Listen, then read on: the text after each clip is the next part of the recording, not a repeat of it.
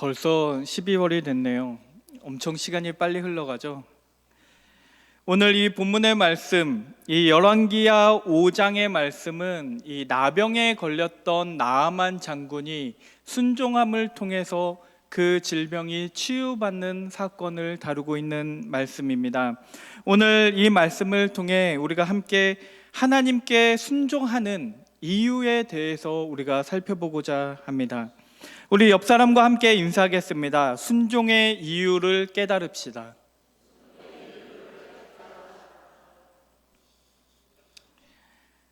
이제 연말이니까 우리가 한 번쯤 이런 생각을 해볼 수 있을 것 같아요. 우리가 살아가는 목적이 무엇인가? 여러분들은 우리가 살아가는 목적이 무엇이라고 생각하십니까? 우리가 인생의 목적이라고 말할 수도 있을 텐데, 이 인생의 목적을 돈이라고 말하는 사람들도 있을 것이고, 다른 사람들에게 인정받는 것이라고 말하는 사람은 아마 별로 없을 겁니다. 그것이 중요하다고 말할 수는 있을 거예요. 우리 인생에서 중요하다고 말하는 사람은 있겠지만 그것 자체가 우리의 목적이라고 말하지는 않습니다. 왜냐하면 다들 어렴풋하게 그 이유를 알고 있습니다. 이 돈이나 다른 사람에게 인정받는 것 그 자체가 우리 인생의 목적이 될 수 없는 이유는 그것은 오직 수단밖에는 될 수 없다는 것을 알고 있기 때문입니다. 우리가 대부분의 사람들에게 우리가 살아가는 목적이 무엇이냐라고 물어보면 아마 많은 사람들이 대답하는 것은 행복이라고 대답할 것이라는 생각이 듭니다. 그러니까 우리의 삶을 의미를 부여하고 있는 것이 무엇이냐면 우리가 행복하게 살아가는 것, 그것이 우리의 삶의 목적이라고 말할 수 있을 것이라는 말입니다. 이거는 그냥 우리들만의 생각이 아니고요. 이 고대의 철학자, 여러분들이 잘 알고 있는 아리스토텔레스가 이미 했던 이야기입니다. 인간은 돈이나 어떤 그 모든 것들은 수단일 뿐, 결국 그 수단을 통해서 얻고자 하는 것은 행복에 있다라고 말을 했습니다.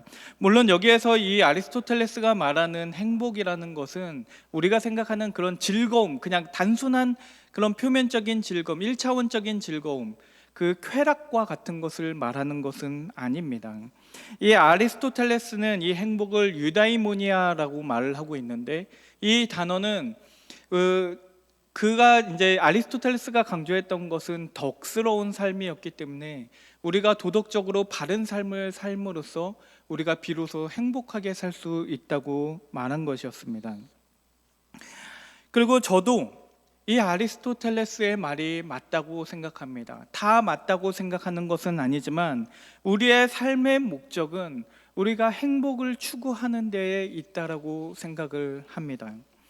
아마 제 말을 들은 사람들은 갸우뚱거리시는 분도 있고 이 말이 굉장히 어색하게 들리는 분이 계실지도 모르겠습니다. 왜냐하면 목사님인데 삶의 목적이 행복에 있다고 말하니까 거기에서 좀 위화감을 느끼실지도 모르겠어요. 아니, 우리의 삶의 목적은 하나님이 되어야지, 하나님을 경배하는 것이 되어야지 어떻게 우리가 행복을 추구하는 것이 인생의 목적이 될 수 있겠냐고 그렇게 반문하실지도 모릅니다. 그런데 저는 하나님을 추구하면서 살아가는 것과 우리가 행복을 추구하면서 살아간다는 것이 서로 다른 것이 아니라고 생각합니다. 왜냐하면 우리가 하나님께 순종하고 하나님을 섬기고 하나님을 추구하면서 살아갈 그때만이 우리가 진정으로 행복을 얻을 수 있기 때문입니다. 오늘 열왕기하 5장에 나오는 이 나아만 장군의 이야기는 우리가 하나님의 말씀에 순종해야 한다라는 것을 가르치실 뿐만 아니라 우리가 왜 순종을 해야 하는지, 그 순종하는 삶이 결국에는 우리를 위한 것이고 우리에게 가장 좋은 것이라는 것을 가르치고 있는 말씀이기도 합니다.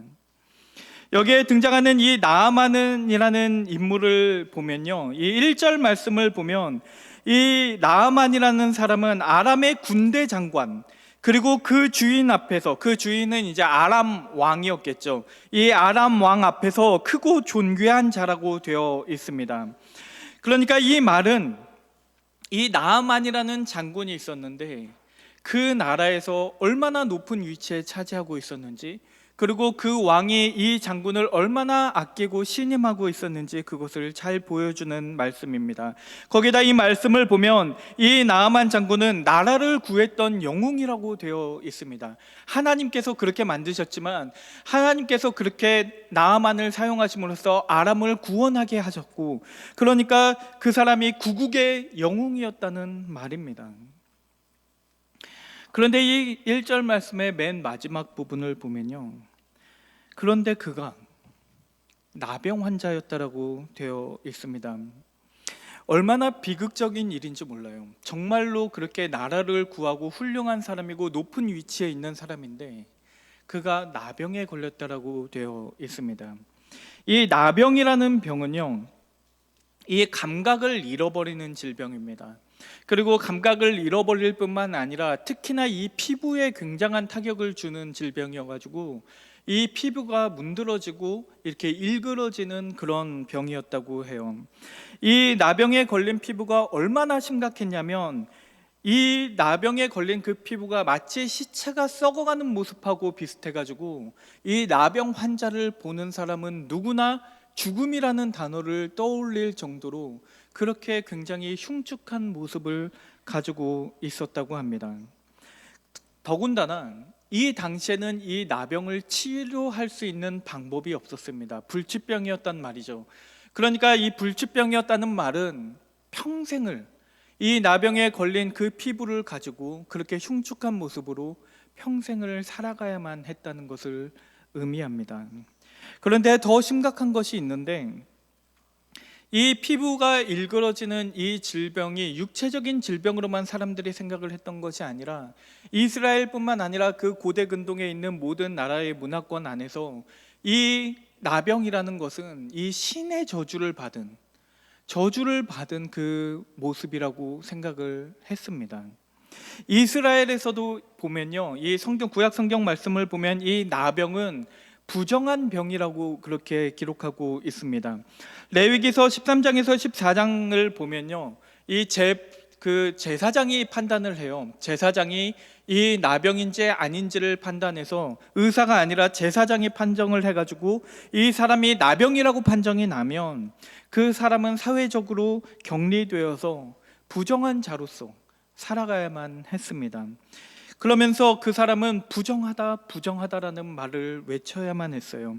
옷을 찢어야만 했고 머리를 풀어 흐트러뜨리고 입술을 가리고 그리고 나서 부정하다를 외치면서 다녀야만 했습니다.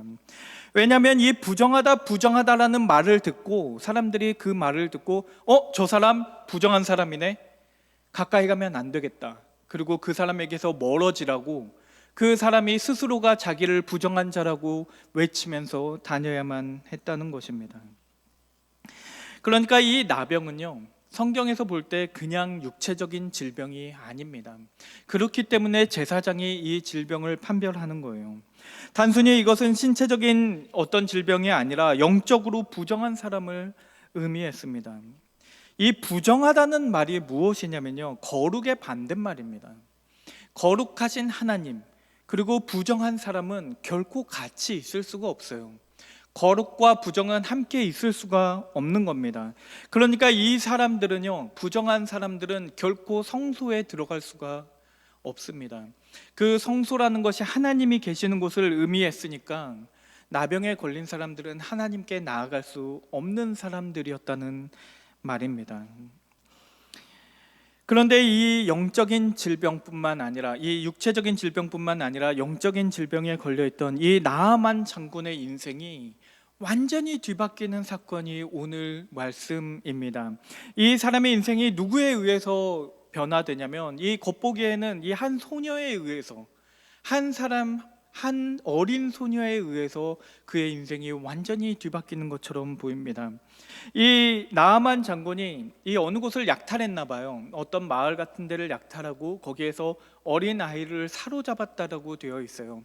그리고 그 어린 아이를 사로잡은 다음에 죽이지 않고 자기 아내의 시종을 들게 합니다.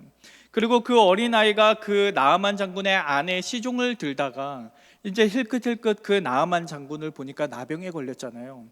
그래서 자기 주인한테, 그 여주인한테 가가지고 얘기를 합니다.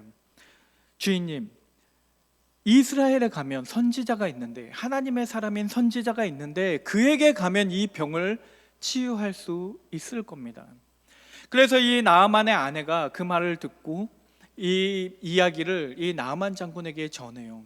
이 소녀가 말하기를 이스라엘에 가면 이 병을 치료할 수 있는 선지자가 있다고 합니다. 그런데 나아만 장군이 이 말을 믿습니다. 이 어린 소녀가 한 말인데도 불구하고 그 말을 믿고 얼마나 절박했으면 그랬을까 싶어요. 그 소녀의 말을 듣고 자기 왕을 찾아갑니다. 아람 왕을 찾아가요. 그래서 왕이시여, 내가 어린 소녀를 한 명 만났는데 그녀가 나에게 말하기를 이스라엘에 가면 나를 치료해 줄 선지자가 있다고 하더이다. 그렇게 말을 했더니 이 아람 왕이 이 소녀의 말을, 그리고 그 말을 통한 그 나아만 장군의 말을 믿습니다. 그리고 그 성경에 보면 은 10달란트와 금 6,000개와 의복 10벌을 주고 거기에다가 그것도 모자라서 자기가 친필로 글을 써서 편지를 써서까지 그 이스라엘 왕에게 편지를 보냈다라고 되어 있습니다. 이 예물 은 10달란트와 금 6,000개 의복 10벌이라는 것이 얼마나 많은 돈이었는지 아십니까? 이 돈이 오늘날로 환산하면은 9,750억 원 정도 된다고 합니다. 그러니까 거의 1조 원에 가까운 돈을 주면서 그리고 직접 편지를 써가면서까지 아람 왕이 이 나아만 장군을 얼마나 아꼈으면 그 많은 돈을 주고 이 나병을 제발 좀 치료해 달라고 이스라엘에게 보냅니다. 그런데 재밌는 게 뭐냐면 이 어린 소녀도 선지자를 믿고 있었고 그 나아만 장군도 그 말을 믿었고 그 아내도 믿었고 그리고 아람 왕조차도 그 선지자가 이 병을 치료할 수 있을 것이라고 믿고 그 많은 예물을 준비해서 보냈는데 하나님을 섬기는 그 이스라엘 왕이 선지자를 믿지 못합니다. 그래서 이 나아만 장군이 자기한테 질병을 치유해 달라고 온다는 소식을 들으니까 옷을 찢고 울부짖기 시작해요. 이 사람들이 우리한테 전쟁을 걸려고 우리가 치료할 수도 없는 병을 치료해 달라고 보내는구나. 그러고 울부짖으면서 가슴을 치면서 그렇게 불평을 합니다. 그런데 엘리사가 그 왕을 진정을 시켜요. 그리고 자기한테 보내라고 말합니다. 자기한테 보내면 이스라엘의 선지자가 있다는 것을, 하나님의 사람이 있다는 것을 그로 하여금 알게 하겠습니다. 나한테 보내십시오라고 그렇게 말을 합니다. 그리고 나아만 장군이 말들과 그 병거들을 이끌고 혼자 간 것이 아니라 그 군사들을 이끌고 엘리사의 집으로 찾아갑니다.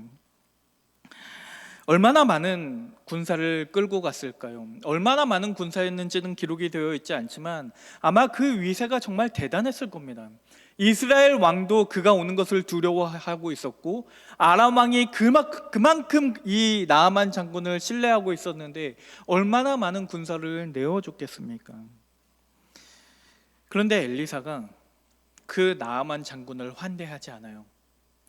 기쁘게 나가서 반기지를 않습니다.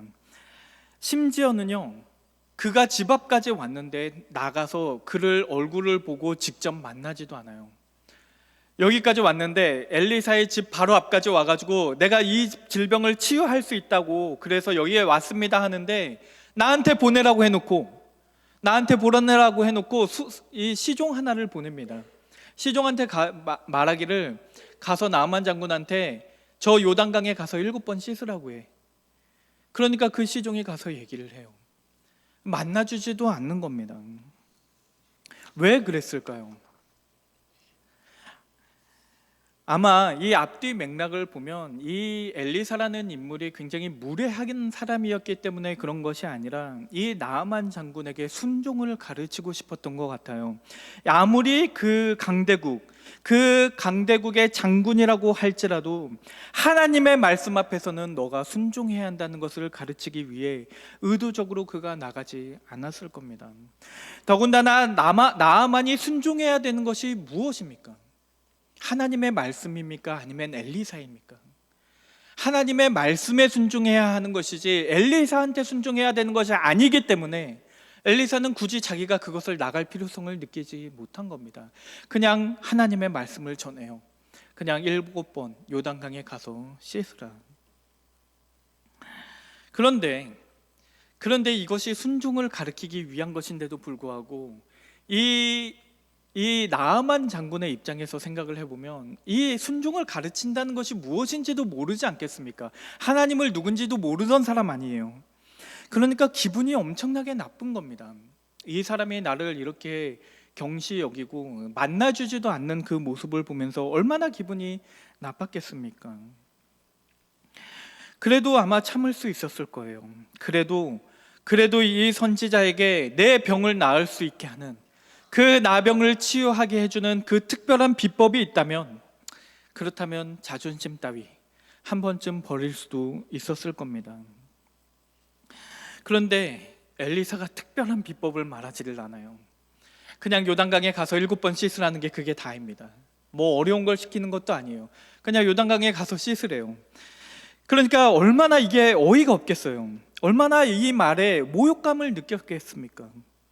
아니, 내가 그냥 요단강에 가갖고 씻어서 이 병이 나을 것 같으면 내가 진작 이 병이 나았지. 내가 이 병이 그렇게 해서 나을 것 같으면 내가 이 많은 예물을 들고 이 많은 병사들을 이끌고 여기까지 내가 그를 찾아올 필요가 있었겠습니까? 저기에도 아람에도 좋은 강들이 많아요.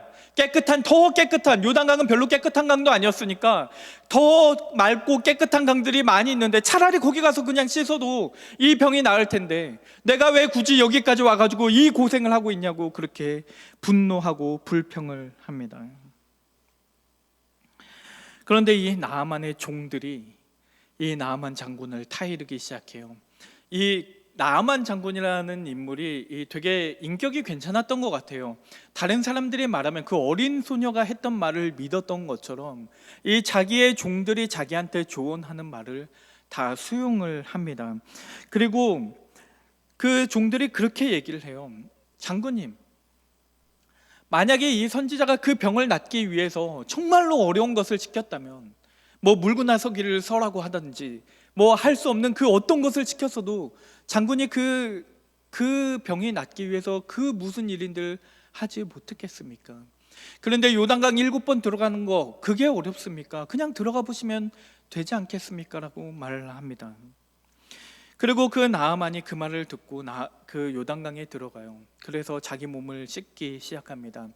정확히는 씻었다라고 되어 있지는 않고 자기 몸을 잠궜다고 되어 있어요. 그래서 한 번 몸을 잠그고 일어나고 2번, 3번, 4번, 5번, 6번, 7번째 자기 몸을 담그고 일어나는데 그의 살이 어린아이의 살같이 회복되어 깨끗하게 되었더라라고 되어 있습니다. 얼마나 기적적인 모습이었을까요? 7번째 딱 일어날 때 그 강물이 자기를 깨끗하게 해서 어린아이의 살과처럼 마치 처음 그가 태어났던 그 모습처럼 그 나병 걸리기 이전의 모습을 회복하는 그 모습을 바라보게 되었다는 것입니다. 그리고 여기에 말씀을 보면 여기에서 나아만이 치유되었던 것은 단순히 그 피부가 아니라 그 육체적인 질병이 아니라 그 영적인 질병도 함께 치유된 것을 발견할 수 있습니다. 15절 말씀을 보면요, 이렇게 기록하고 있습니다. 나아만이 모든 군대와 함께 하나님의 사람에게로 돌아와서 그의 앞에 서서 이르되 내가 이제 이스라엘 외에는 온 천하에 신이 없는 줄을 아나이다. 청하건대 당신의 종에게서 예물을 받으소서 하니라고 되어 있습니다. 그러니까 이 나아만의 모습을 보면요, 그냥 나병이 치유된 게 아닙니다. 그 육체의 질병이 치유되는 것을 넘어서서 이제 그의 영적인 질병이 치유되었고 이제 그가 더 이상 부정한 자가 아니기 때문에 그가 이방인임에도 불구하고 이제 그가 하나님을 섬기고 하나님에게 나아갈 수 있게 되었다는 것입니다. 그래서 얼마나 감사했겠어요. 이 질병이 정말로 깨끗하게 나은 것이 얼마나 감사했던지 그가 엘리사에게 예물을 드립니다. 그 많은 돈을 다 엘리사에게 드려요. 그리고 강권하면서 제발 이 예물을 받으십시오라고 말하는데 엘리사가 끝끝내 그 재물을 받지 않고 거절하였다라고 오늘 본문 말씀이 말씀하고 있습니다. 왜 엘리사는 그 재물을 받지 않았을까요? 그렇게 큰 돈인데 1조 원에 가까운 그 막대한 금액을 왜 엘리사는 받지 않았을까요? 여기에 보면 나아만이 강권했다라고 되어 있는데 이 강권이라는 것은 그냥 좀 꼭 받으십시오 이 정도가 아닙니다. 거절할 수 없게 만드는 것을 강권한다라고 말해요. 그래서 창세기에서도 보면 에서가 처음에는 야곱의 재물을 안 받으려고 하는데 야곱이 그에게 강권했기 때문에 에서가 어쩔 수 없이 그 재물을 받았다라고 되어 있지 않습니까? 그러니까 이 강권이라는 것은 정말로 거절할 수 없게 만드는 것이 강권이에요. 그런데 이 말씀을 보면 이 엘리사의 반응이 좀 과하다는 생각이 들 정도예요. 하나님에게 맹세를 합니다. 내가 결단코 하나님께 맹세하여 이 재물을 받지 않겠다라고 이야기를 합니다. 그러니까 이 예물을 받지 않는 것이 이 이야기에서 굉장히 중요하게 다루어지고 있다는 거예요. 이 열왕기하 5장 전체 내용을 봐서도요, 이 다음의 내용들을 보면 이 예물을 받지 않았던 것이 얼마나 중요한 일이었는지 그 다음에 더 많이 설명을 하고 있습니다. 도대체 그렇다면 왜 엘리사는 그 재물을 받지 않았을까요? 치유해 줬으니까, 그 불치병인 그 병을 낫게 해줬으니까 받아도 되지 않았을까요? 어렵게 생각할 필요는 없을 것 같아요. 이 엄청 어려운 걸 제가 물어보기 위해서 질문한 게 아닙니다. 하나님께서 그 엘리사가 한 거지만 결국 하나님께서 하신 거니까, 하나님께서 나아만 장군에게 예물을 받지 않은 이유는 애당초 하나님이 나아만 장군을 치료한 이유가 그에게 재물을 받기 위한 것이 아니었기 때문입니다. 하나님이 그걸 원해서 그를 치유해 주신 것이 아니라는 말이에요. 하나님은요, 그 나아만 장군을 치료해 준 이유가 그에게 물질적인 대가를 받기 위해서, 그렇게 그 예물을 받기 위해서 그를 치유해 주신 것이 아니라 거기에는 아무 대가를 바란 것이 없다는 말입니다. 하나님은 그냥 아무 대가 없이 이 나아만 장군을 치유해 주시기 원하셨습니다. 다시 말하면 이 모든 사건들, 이 나아만이 치유되기까지의 과정에 있던 그 모든 사건들은 하나님께서 주관하신 일들이에요. 하나님께서 그 작은 소녀를 사용하셨고, 그 나아만 장군의 아내를 사용하셨고, 그 나아만 장군의 주인인 아람 왕을 사용하시고, 또 마지막으로 이 나아만 종들의 그 조언을 사용하셨어요. 그리고 결정적으로 엘리사를 사용하셔서 이 나아만의 병을 낫게 하셨습니다. 이 모든 사람들을 사용하셔서 하나님께서 이 나아만 장군을 낫게 하신 이유는 그냥 그가 이스라엘의 선지자가 있음을 알게 하기 위해, 이스라엘에 하나님이 계신다는 것을 알게 하기 위함이었습니다. 그러니까 하나님께서 나아만 장군을 치료하신 이유가 뭔지 아십니까? 하나님에게 그 순종이 필요해서가 아니에요. 하나님께서 그 유익을 누리시기 위해서 난 너의 순종이 필요해, 나한테 순종 좀 해줘 라고 말을 하는 것이 아니라 네가 순종하는 것이 너에게 좋으니 네가 순종하라고 말하고 계시는 겁니다. 한번 생각을 해보세요. 이 말씀을 통해서 하나님께서 나아만 장군에게 요구하셨던 것은 순종이었습니다. 그에게 순종을 요구하셨어요. 그 요단강에 7번 들어가라는 그 말씀에 순종하기를 원하셨습니다. 그런데 한 번 더 나아가서 생각을 해보세요. 도대체 왜 하나님은 우리에게 순종을 요구하십니까? 나아만 장군에게 그 순종을 요구한 이유가 무엇입니까? 아마 두 가지 정도 생각해 볼 수 있을 것 같아요. 첫 번째는 이유는, 우리에게 순종을 요구하시는 이유는 하나님께서 그것을 통해 영광 받기를 원하시기 때문입니다. 하나님께서 재물이 필요하신 것이 아니라요, 그 물질적인 것이 필요하신 것이 아니라 그 모든 사건들을 통해서, 그 나아만 장군이 치유되는 그 사건을 통해서 하나님의 영광이 드러나고, 하나님이 그 나아만 장군이 하나님을 영화롭게 하고 그분만을 섬기겠노라고 그 말하는 것을 원하고 계셨다는 겁니다. 그리고 두 번째로 하나님께서 나아만 장군에게 순종을 하기 원하셨던 이유는 그 순종함이 그에게 유익이 되기 때문이었어요. 그가 그 나병을 치유할 수 있는 방법이 유일하게 있었는데 그 방법이 하나님의 말씀에 순종하는 것이었다는 말입니다.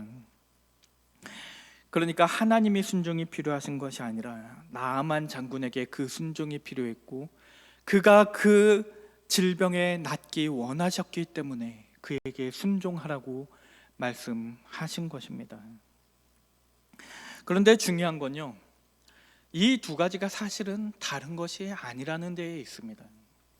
하나님께서 나아만 장군의 순종을 통해서 영광 받기를 원하셨다는 것과 그가 그에게 유익이 되었기 때문에 그를 치유해 주셨다는 말, 그에게 순종을 요구하셨다는 말이 서로 다른 말이 아니라는 말입니다.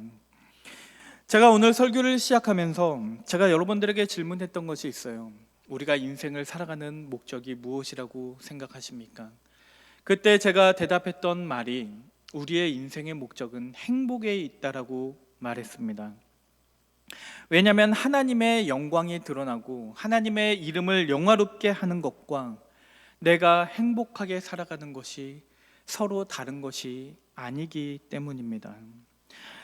다시 말하면 인생의 목적은 행복에 있다라는 말과 인생의 목적은 하나님을 영화롭게 하는 데에 있다는 말이 서로 다른 말이 아니라는 거예요.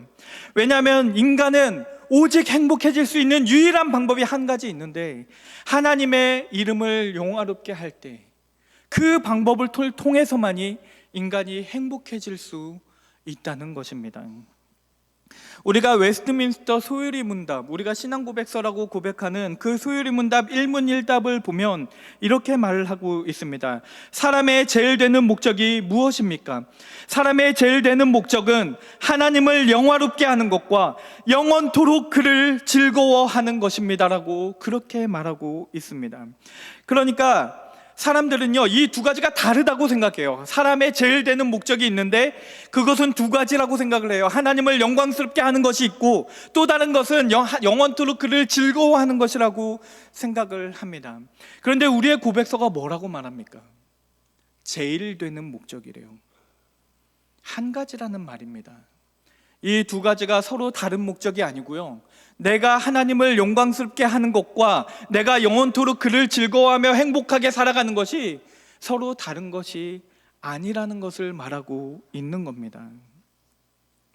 그런데 많은 사람들이 이 두 가지를 별개라고 생각해요. 하나님을 영화롭게 하는 것과 내가 즐겁게 살아가는 것이 서로 다른 것이라고 생각을 합니다. 그래서 내가 순종하는 것은, 내가 하나님의 말씀에 순종하는 것은 나의 행복과는 아무 상관이 없는 일이라고 생각을 합니다.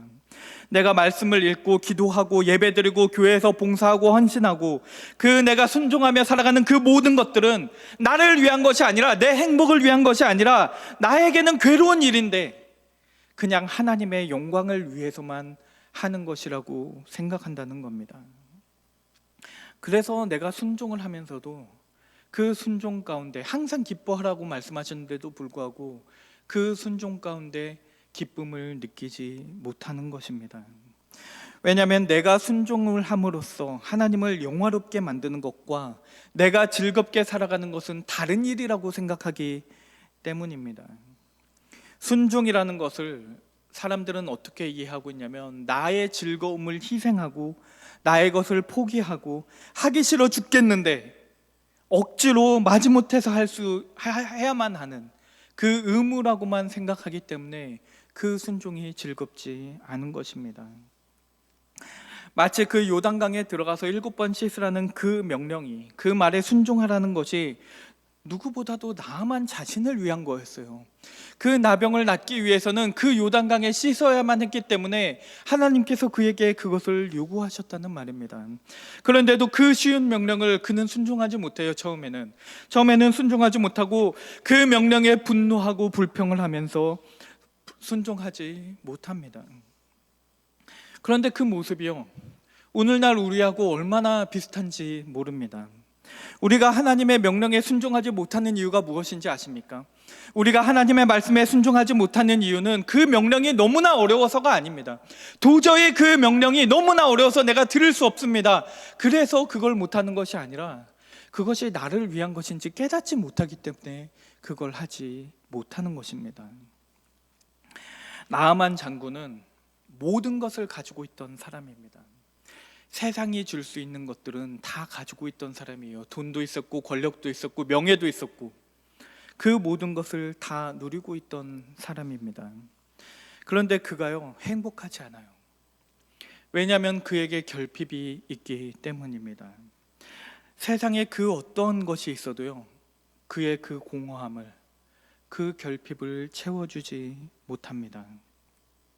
왜냐하면 그것이 단순히 육적인 질병이 아니라 영적인 질병이었기 때문입니다. 우리도 크게 다르지 않아요. 우리는 하나님을 영화롭게 하고 그를 즐거워하기 위해 창조되었는데, 그것이 인간의 목적으로서 하나님이 창조하셨는데, 그런데도 불구하고 우리는 죄 때문에, 죄로 인해서 우리의 영혼이 부패하게 되었고 마치 나병 환자처럼 그렇게 부정한 자로서 살아가고 있습니다. 우리의 인생의 목적을 상실했기 때문에 그 목적을 상실한 그 삶이 결단코 행복해지지가 않습니다. 그래서 우리는 늘 결핍을 느끼면서 살아갑니다. 아무리 잘난 사람이어도, 아무리 모든 것을 가진 사람이라 할지라도 그 마음 깊숙한 곳에는 그 결핍이 있다는 것입니다. 그래서 사람들은요, 행복해지기 위해서, 자기의 행복을 위해서 그 자리를 무엇인가로 채워 넣으려고 합니다. 거기에다가 돈을 넣기도 하고 자기의 취미 생활을 넣기도 하고 명예를 넣기도 하고 어떤 다른 무엇인가들을, 그 온갖 우상들을 만들어서 그 자리를 채우면 자기가 행복해질 것이라고 그렇게 생각하면서 살아갑니다. 그 하나님이 있어야 하는 그 자리에, 거기에 뭔가를 채워놓고 싶어서 가짜 신들을 만들어서 그 자리를 대체하고 있다는 말입니다.